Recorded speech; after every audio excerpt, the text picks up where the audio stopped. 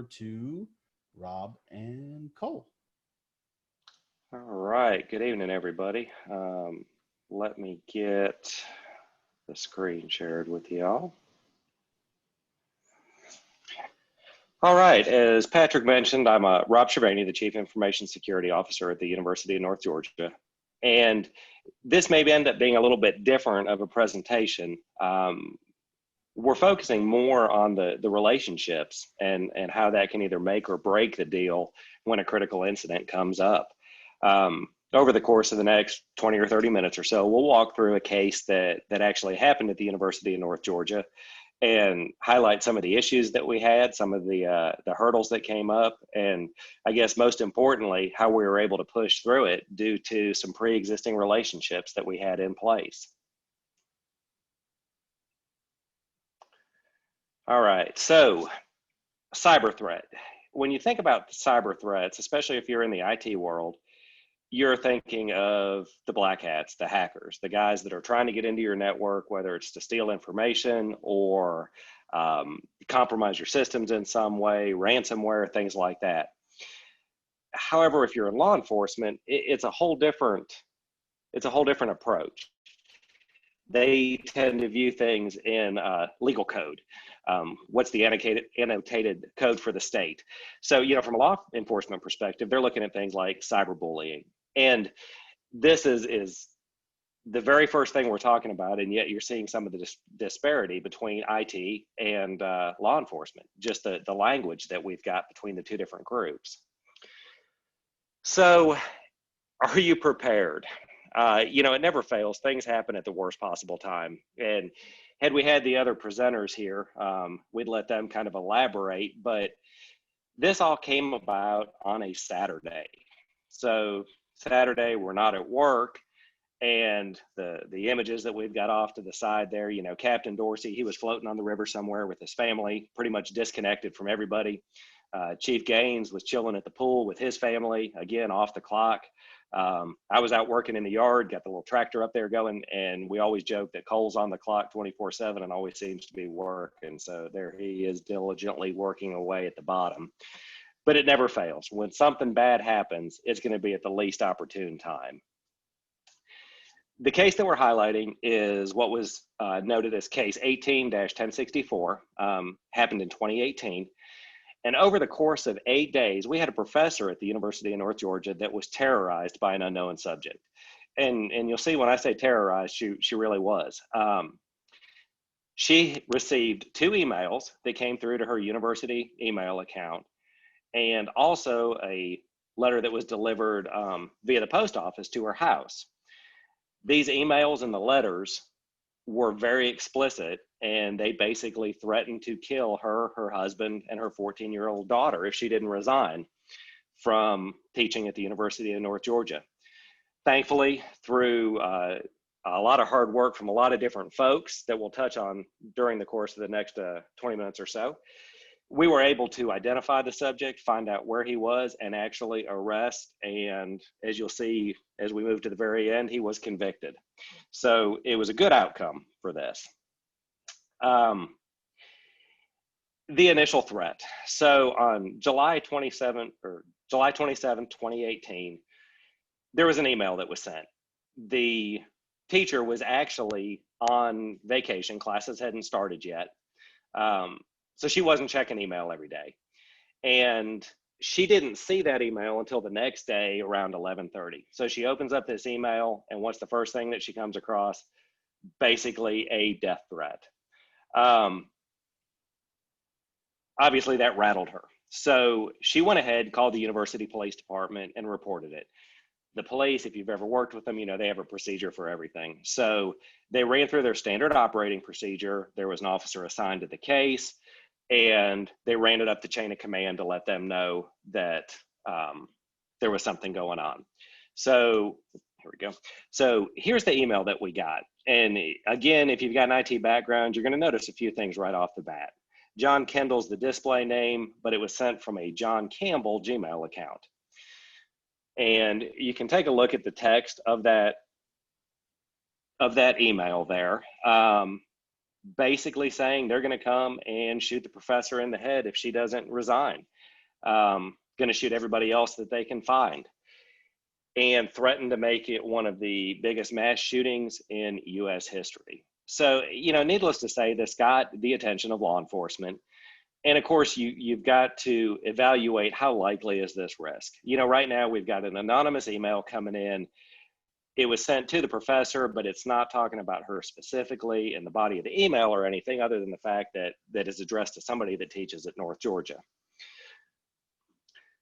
So when you get this email in, public safety or the police department, typically aren't the most technically adept people that we've got out there. They've got a different skill set.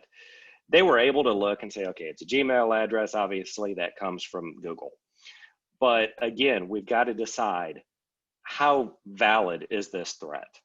How imminent is this threat? Is it something we need to act on immediately, or is it just some kid that sent a random email to see if he could get a rise out of somebody? Initially, this was assigned to Sergeant Clemens at the University of North Georgia in the police department. So he goes ahead, reaches out to his superior, which was Captain Dorsey. As I mentioned earlier, Captain Dorsey's hanging out on the river. He finally gets this message and he gets a call in saying that there's been this email threat sent out. And Captain Dorsey, we've worked a lot together over the last couple of years, and his ability to adapt to a technical situation is always increasing. But he also knows when he's in over his head. So the first thing he does is reach out to a buddy that he's got at the Secret Service, Special Agent Josh Reed. And Josh Reed is a tech guy. He's somebody that's in law enforcement, but he knows databases inside and out, and you can talk the talk with him. So Special Agent Reed handles it the same way any of us would if they reached out to us and said, hey, we got an email, what can you tell me? We're going to tell them, look, go pull the headers on it. The headers are going to tell you more information.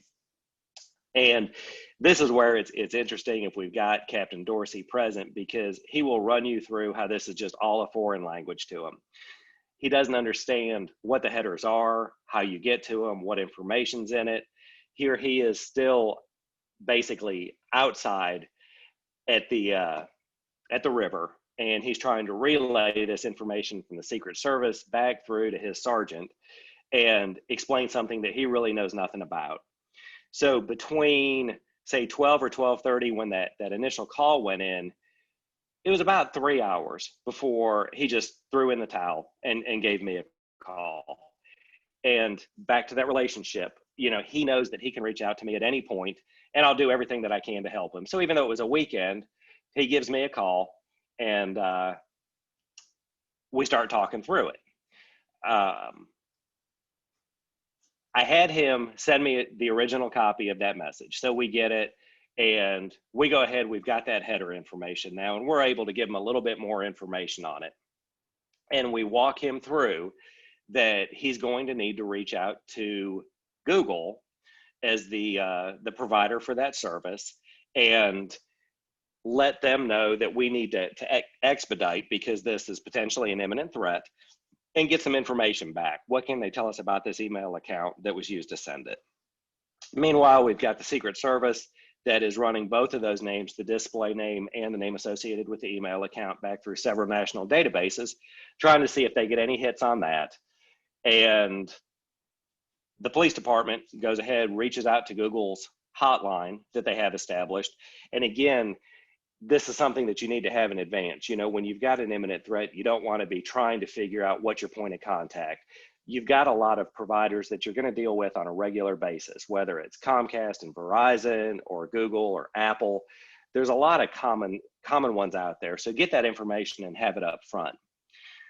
As we looked at the email address that was within that header, we were getting some discrepancies back. We had it, one thing was showing it as in Kansas, the latitude and longitude was showing that it was in Texas. So we weren't getting a lot of good information at this point in time.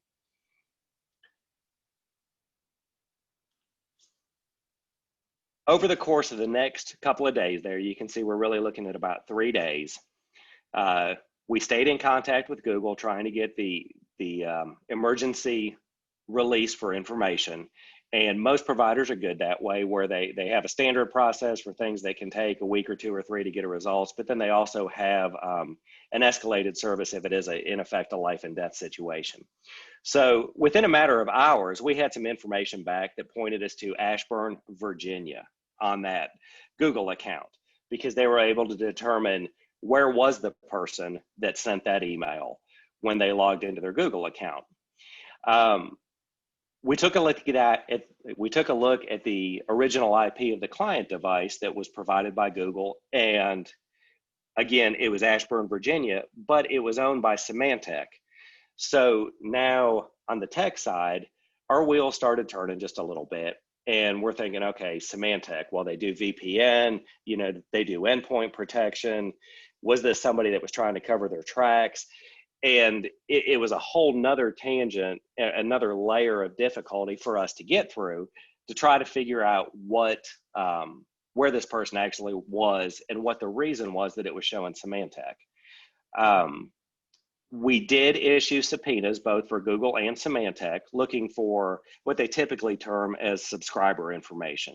That'd be billing address, name, any payment information you had associated with it. Typically, we'll also grab any recovery accounts that were set up, things like that, telephone numbers. It's giving us the information as much as we can about who potentially set up that Google account, and then also what could Symantec tell us about that IP that was in use at that point in time. So because we didn't necessarily want to tip our hand, we went and got a non-disclosure signed by a superior court judge. If you haven't dealt with subpoenas and warrants a lot, it may come as a surprise that when you reach out to these people, the first thing that they'll do, if you don't tell them otherwise, is notify the owner of that account that, hey, law enforcement is looking into your accounts that you've got with us. We didn't want to tip our hand that way because we didn't really know how likely this risk was to come through, this threat. So we got that non-disclosure signed, which basically says they'll give us the information and they're not going to notify the customer. It's an extra step. You have to be able to justify it. But in this case, we certainly had enough information to provide to the judge. So Symantec got back with us and they said that's a proxy server, which was kind of what our fear was, that it was just an intermediate hop. It wasn't actually the source. And they were going to work backwards and see if they could come up with who the customer was on that. Well, as we get close to the end of this next couple of days, there's actually another email that comes through. And this one was sent to the administrative assistant for the professor. And you can see the email that we've got there. Again, they're not trying to hide this threat at all. I'm going to do a school shooting. I'm start by killing the professor and then teachers and then anyone else that I see. Please let her know that this will happen. And again, it came from John Kendall with the John Campbell email address associated with it. And now, we started thinking, all right, how do they know that this professor has an admin assistant? Seemed a little bit odd, and it definitely, at this point, we knew, okay, this guy's for real. Something is going to happen. We need to make sure we move fast and that we nail this guy. Let me advance to the next slide. So, again, we had that first email. We questioned the validity of it. Yes, we started action, but it wasn't necessarily the top priority of what we were doing. Man, when that second email came in, let me tell you, it was all hands on deck. And as we looked into it a little bit more, now keep in mind, this is happening at the University of North Georgia. That's a state institution. So we don't have a lot of the limitations that you see in the private sector. We don't have to worry about, there's no expectation of privacy. If you're using university equipment, university networks, there is zero expectation of privacy. And being on the information security house, we have a lot of visibility into what happens on our network. So meanwhile, we're looking to see who was crawling our network. Were people going to this professor's directory listing page? Could we find any IP addresses from that? We did notice as we were searching the professor's mailbox that she actually had her out of office on.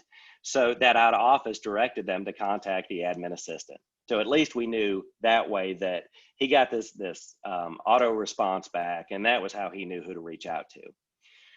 Well, once this elevated and we had that second email, we also involved the GBI. Our chief of police reached out to a contact that he had. We pulled them in, and Special Agent Kelly Aldrich was assigned to this investigation. So now we've got the Secret Service, the Georgia Bureau of Investigation, for those that are outside the state of Georgia, is what GBI is. So we've got our state investigative unit, we've got the Secret Service, we've got local police, and then of course we've got Symantec involved, we've got Google involved, all trying to help us. Symantec got back to us, and they said that first email was actually connected from some IP space belonging to the Fulton County government. That was another one that threw us for a loop when we saw it. You know, Fulton County government is this basically at least part of the city of Atlanta. And, you know, we're now wondering, okay, is this somebody that works for Fulton County? What was the significance of that? We've got all these threads all going at the same time. And so much of it, at least so far, has been all technology based. And we're working with police departments that don't necessarily have the knowledge, the depth, and the resources that somebody in information security would have. So we're having to liaise back and forth and try to translate what we're getting back from Symantec and show them how that relates to the case. You know, there's not physical boundaries, and that's one of the things that Captain Dorsey always talks about. When he would work a crime scene, he'd get out the yellow tape and he'd pull it all around, and that was the area that he was protecting. Well, now we've got some indicators that say Texas, some indicators that say Kansas, some indicators that say Virginia, and then we've got in our backyard just down the road in Fulton County. And that's a tough bridge for them to jump, where things aren't necessarily as tangible as they are if you're working a physical crime scene. So as we continue moving on with this, we identified that the second email actually came from a Comcast business account. So we start working the same drill again. We work up what we're going to request from Comcast, and it's common sense to us in the tech field to say, okay, you know, I need IP addresses and I need billing addresses. And, you know, if you're working a different case that has phones involved, you're talking about IMEIs and things like this. We have to take that information and try to educate and to translate that to where the law enforcement officials can come up with a cohesive and explanatory theme where they can justify why they're asking for this information. So it was hard because they're working with Cole and I who speak that technical talk, and yet we've got to put it in terms, we can't write the search warrants for them because at that point in time we weren't law enforcement. But we had to work with them to get that language down where what they were asking for actually made sense. We got an answer back from Comcast, again, relatively quickly because this was a life or death situation.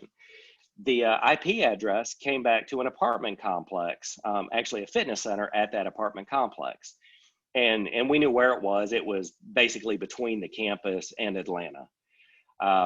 So Special Agent Aldrich with the GBI decided to take a ride down, see what she could find out. Meanwhile, Cole and I were looking through UNG databases to see, okay, who do we have or who do we know that's affiliated with the university that resides at this apartment or somewhere in that area. And meanwhile, then we had Captain Dorsey was still in Dahlonega trying to feed information back and forth between the GBI and all of the different subpoenas and search warrants we were getting back and make sure she was kept apprised of the information. Cole and I came up with 9 students that were or had lived at least at some point at that apartment complex. So we took that list, passed it off to public safety, and they reached out to the victim. And out of all those names, the victim had one that jumped out at her. there was somebody that she knew. She had had some problems with this person in the past. They'd actually been a student of hers. Meanwhile, Special Agent Aldrich was still at the apartment complex, and she identified 2 UNG affiliated people that actually still live there. And she talked to one person who said, no, they don't know anything about the email. And during the course of that discussion, she asked, if they had a firearm, and they said they did, and they willingly turned that firearm over to her. We still didn't know if that was the person or not, but at least we were able to get one firearm out of play. So the picture on the right that you're looking at is actually the fitness center. Towards the bottom left, you see a guy in a blue shirt, and then in the top right corner, you can see 2 computer screens that are back in the back under the ceiling fan there. Believe it or not, this is the fitness center of that apartment complex. We were able to go back, pull video from that, and you got the timestamps across the bottom, 10:54 on August 1st. And I'm not going to run back through the PowerPoint slides, but suffice it to say, within a couple of minutes of 10:54, that email was sent from the fitness center. And as we watched this tape, we were actually able to see the gentleman in blue come in, walk back to the computers at the back, and he was there for a couple of minutes. We correlate that time with the email, and it was the exact same time that email was sent from one of those 2 computers. So there was our smoking gun. We had the guy, we knew what he looked like, we had the name that matched, and we had used all of this information to work back and identify an individual that was threatening to basically shoot up the Dahlonega campus of the University of North Georgia. There's an image where you can see at 11:13, there's a guy in a blue shirt sitting at the back of the computer, in the back of that room at the computer. And coincidentally, 11:13 is when that email was sent. So on August 4th, we signed an arrest warrant for terroristic threats and acts. That may be unique to Georgia state law, the phrasing on that, but terroristic threats and acts, threats are the threat of bodily harm, and then acts would tend to be carrying that out, some sort of intimidation, something along those lines. And while they were actually headed to serve that search warrant, the victim reached back out to us and said, hey, she just got a letter at her house. And the letter you can see over on the right-hand side. So not only did this individual reach out through electronic mechanisms, but also via postal mail. And in this one, he's actually got a date down. You have until July 21st to resign. If you don't, bad things are going to happen. The individual was arrested on August 4th. As they did a search warrant of the individual's home, you can see lots of the gear that they recovered there. We've got lots of tactical looking equipment. You've got knee pads, you've got holsters in it, you've got what appears to be some sort of body armor. It's enough to make the hair on the back of your neck stand up that we had this individual that had all of this stuff and was targeting an individual at the University of North Georgia. When he appeared for his bond hearing, the judge actually denied his bond in the magistrate court. And the judge, in speaking with him, typically they look at 3 factors. Are there any ties to the community for the individual? Is there any threat to the witness, to intimidate the witness? And then what are the chances that they're going to continue to do bad things while they're out on bond? And in talking to this judge, and I forget now whether he has been a judge 25, 30 years, he had never checked all 3 of these boxes as far as ties to the community, threats of intimidation, and the potential to continue to do harm. This guy ticked all 3. So based on that, he actually denied bond for this individual. And as we look at this, so going back to the overall theme of it, what are some of the lessons? You've got to have these relationships built before you need them. The fact that Captain Dorsey felt fine to call me on a weekend, knowing that I would answer the phone and help. And the fact that I had Cole available that I knew I could reach out to, and he would drop what he was doing to help us. We had that kind of trust. And just the fact that somebody that is of an elevated rank within law enforcement is willing to call me up and go, dude, I'm in over my head and I need help. That takes time. That's not something you're can expect to get on your first, second, or even 10th interaction with that person. Cross training.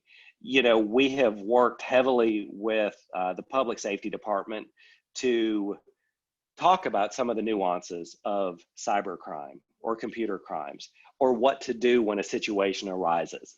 And giving them our cell phone numbers, said, hey, reach out, call us. And on the flip side, the picture on the right, I'm actually the gentleman on the left of that picture. As we talked through this, even though things went quick, over the period of a week, we were able to go from that first threat email to an arrest with bond denied and get that guy off the street in just a 7-day period, which is phenomenally fast if you've ever dealt with trying to request information from some of these service providers. But we realized there were still lags in there because Cole and I were having to try to coach law enforcement into how to properly phrase what they're asking for. So in conversations with Chief Gaines, who's the gentleman on the right, he offered to send me through the Georgia Police Officers School, referred to it as Georgia Post. So I took 12 weeks off with the grace of the CIO to attend police officer training and become a sworn police officer. So what this does going forward is now I can talk the tech talk, but I also know enough about the legal aspect. And then working with experienced officers like Captain Dorsey, I can write search warrants, I can write subpoenas, and I don't have that middle step of trying to translate that to an individual that may not be as fluent in speaking tech as what we are. And in the end, this is why we do it. This professor was terrorized for a week that somebody was going to show up at her house, at her work, shoot her family, shoot her coworkers, shoot her daughter. And as a token of appreciation, she had cakes made up and delivered to the various areas that said, thank you for giving me my life back. We don't necessarily see that. Cole and I were so enthralled with the hunt. We were tracking this guy. We had IPs. We were getting information from Google that we'd never gotten before. We were getting cell phone information. And you almost forget about the bigger picture, that this is all happening because somebody is being terrorized. And as an update on this, a year later, June 12th, this individual pled guilty to 1 count of terroristic threats, received a 5-year sentence with 12 months confinement. And at that point, he had about 11 and a half months already served. So he just did a little bit additional time after the plea deal. Was assigned community service, a Fourth Amendment waiver, which basically says he has no expectation of privacy anymore, and anything he ever does, the police can show up and ask to search his car, and they don't need to provide any justification or reason for it. Obviously, a no contact order was sent to mental and substance abuse counseling. And the last one's the one that gets me. He was actually banned from the state of Georgia. I didn't know they did things like that anymore, but he was banned from the state of Georgia, so he moved to Florida. And additionally, the city of Fulton County, or the county of Fulton County, was pursuing charges on him as well. So he had to get permission to commute from Florida back to Georgia to be able to appear in court. And it's, again, we get caught up in the details. We had somebody that had probably the roughest week of her life. And then because of this team being able to pull together, and the picture on the right is Chief Gaines on the leftmost side, then myself, Cole Edgar's in the blue pullover, and then Captain Dennis Dorsey's on the right-hand side. The police department was kind enough to present the three of us, Cole, Captain Dorsey, and myself, a life-saving award, because in their mind, that's exactly what we did. Since we have done this presentation, Cole actually also went to the police academy and is also a sworn officer with the University of North Georgia now as well. So we've got two people that can help the police department, they can help the university, and hopefully cut down on some of the delays that we had with this initial investigation. And since then, I can't count the number of cases that Cole and I have been involved in. We've now got access to their what they refer to as their CAD system, basically the police database, which we didn't have before, helps us do our job better and helps us help them better. So by going through that police academy, you know, we've got access to a lot of their resources, and we're starting to be able to speak their language and just continue to help the University of North Georgia moving forward. Patrick, that's about all I've got. I'm certainly open if anybody has any questions or anything or additional thoughts about this. Awesome. Thanks, Rob. Yeah. If you've got any questions, you can drop it down in the QA section. And I really want to thank you, Rob, and Cole's here too. He's just listening, but he didn't talk any. But I want to thank you guys for the presentation and great information. I on the strategic relationships side of things. How would you potentially translate that to the private sector, do you think? You've got to have the relationships built. You know, there are organizations like InfraGard, that is the FBI's public-private organization. And you build this network of contacts that you've got, and somebody from the Atlanta or whatever your local chapter of InfraGard is, they may not be the ones. They may not be the ones to help you, but they're certainly able to put you in contact with somebody from their world. You know, even just after going through this one investigation, I've now got 2 Secret Service contacts and 2 GBI contacts that I've got in my phone. And, you know, they have said, hey, anytime, call them. And it may be something that I'm just looking for a little advice, or I'm seeing something different. Hey, you know, we're running down this path. There was an instance that came up regarding some Facebook information, and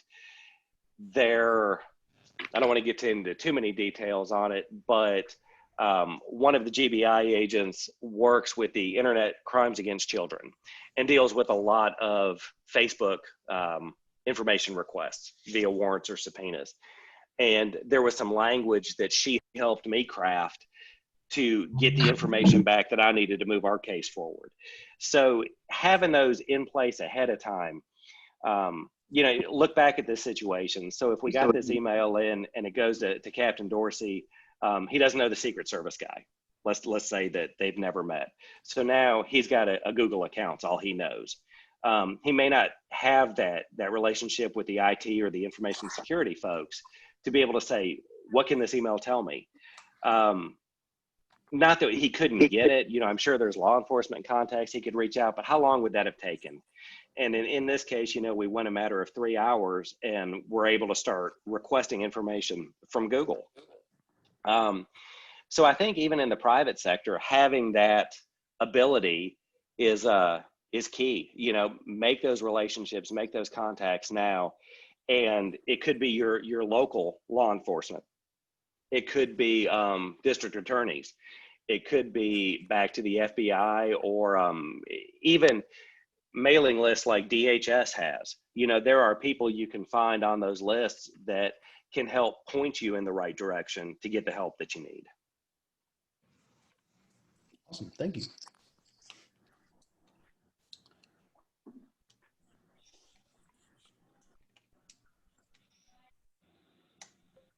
But yeah, if we got any other questions.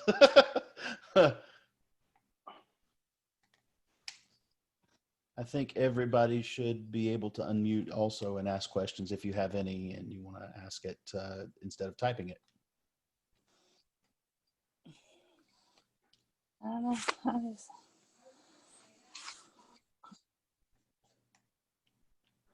Hi, can you hear me? Yeah, absolutely, Yes. Jessica. Oh, okay. I was going to say that was such a great point. That networking and contact lists are so important. Like, just to be prepared to put that in your plan, in your response plan. Yeah, and as you build the relationships too, you build that, I guess, the historical knowledge.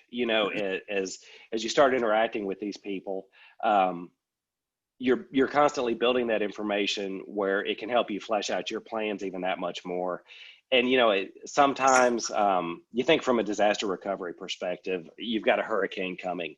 Well, 7, 10, 14 days in advance that it may be headed to your area. So you've got time to start getting your ducks in a row. Yeah, you may not be able to get out and buy generators for your data centers or things like that, but you know that it's coming. You've got time to prepare. But what do you do if you walk into work tomorrow and you've been hit with a ransomware attack and everything you've got's encrypted? And at that point, the actions that you take or don't take can dramatically affect the outcome. If you do anything that indicates you're aware there's somebody in your network, that may cause them to take an action. But at the same time, you can't sit there and do nothing and hope it goes away. So with something like a ransomware, you need to take immediate action with that. Do you isolate machines off the network, or do you break your connection to the internet? And at the same time, it's nice to have somebody be able to reach out to either an incident response expert that you've met and networked with and have available to you. Or, a lot of people don't realize the Secret Service, everybody thinks they protect the president and they look for fake money. Those are the two things that always come to mind when you talk Secret Service. They've actually got a huge presence in computer crimes. And a lot of times those resources are available at absolutely no cost to organizations to be able to pull in your local equivalent investigative bureau, whether it's, the Georgia Bureau of Investigation or whatever it is in your area. Or they may end up escalating something that to the FBI if you hit a certain dollar amount. Obviously the FBI is much more selective in where they devote their efforts. But anything that you can do ahead of time to have those phone numbers, have those contacts, have those emails is going to make your ability to react that much better. Absolutely. And this is Cole here. I just wanted to add on the FBI comment. All of the FBI field offices across the country, they all have a local representative. Their primary function is the private industry as a liaison. A lot of times they'll do talks and different events throughout the year local to your area, but definitely reach out to them. And if nothing else, just introduce yourself and share contact information for like what Rob said for that rainy day. That they're the kind of the go-between on their side to get the contacts needed for whatever it is. And for whatever reason, they really, really love ransomware information, and they like helping out with that. Just we know what the dollar amount is behind that, so that's something that they get excited about every time. That is pretty in high. A case like, yeah, absolutely. In a case like that with the FBI too, they're in the intelligence gathering business. So the more people they can get to share their indicators of compromise or what happened on the network, the better it helps them with the big picture of it. It really, I can't stress that enough, just to get involved where you know who these people are, because we don't want to get into the situation where you've got that one individual that gets hit by the bus and everything falls apart. We were dangerously close to that situation when I was the only one that had gone through the police academy. We started realizing, okay, what if I'm unavailable for some reason? So that's why we got Cole in it. And it's the same thing when you start looking at your incident response procedures or your contacts for situations like that. You want to have multiple folks that you can reach out to, because people do disconnect, they do become unavailable, and you don't want that to be your one and only lifeline that you've got to throw out. That makes sense. Thank you for the ideas. I'll definitely connect with some local officials here for future needs. Yeah, and I think it kind of goes to that same notion. For those of you who may not be information security or cybersecurity professionals on the webinar, getting to know your information and cybersecurity personnel at your organization so that you know who to call when you have an incident as well. It's that same kind of strategic relationship, and you know, they may be introverts, but generally speaking, they're pretty nice to most people.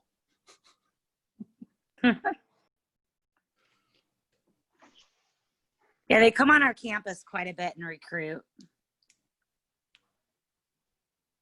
the FBI, and everyone's kind of like nervous to talk to them. And but it makes sense. You have to have contacts like that. Yeah. Cool. Anyone have questions or comments or thoughts? No, but your presentation was very well done. Thank you very much. Thank you very much. Yes, thank you so much for your time and information. It's very much appreciated. Absolutely. Glad to help where we can.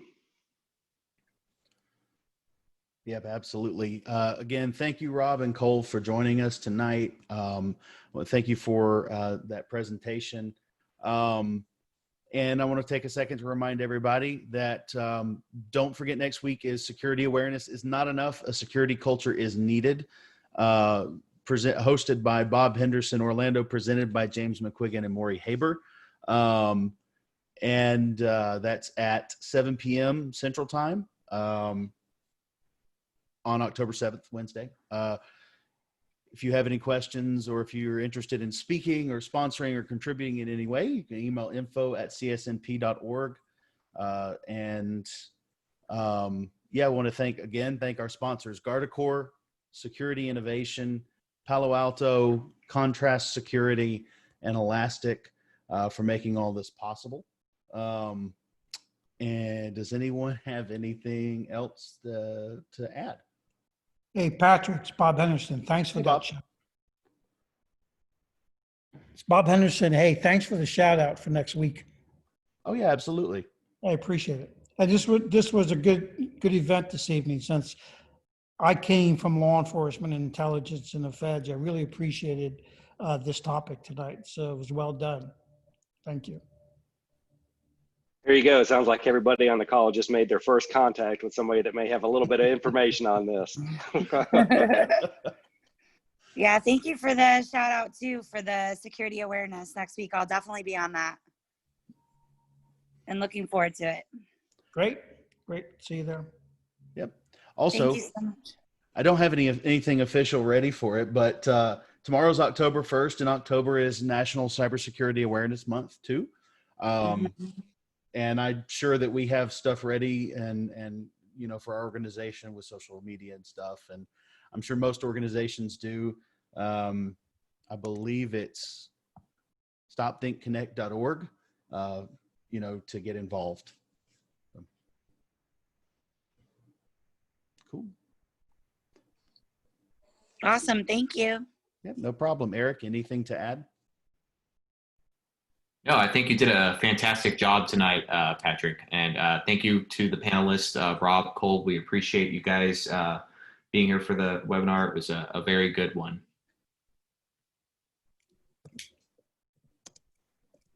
Awesome. Thanks, guys. If nothing else, I think we can call this webinar, call it an evening. Thanks, Patrick, and thank you for having us. Awesome. Thanks again, Rob.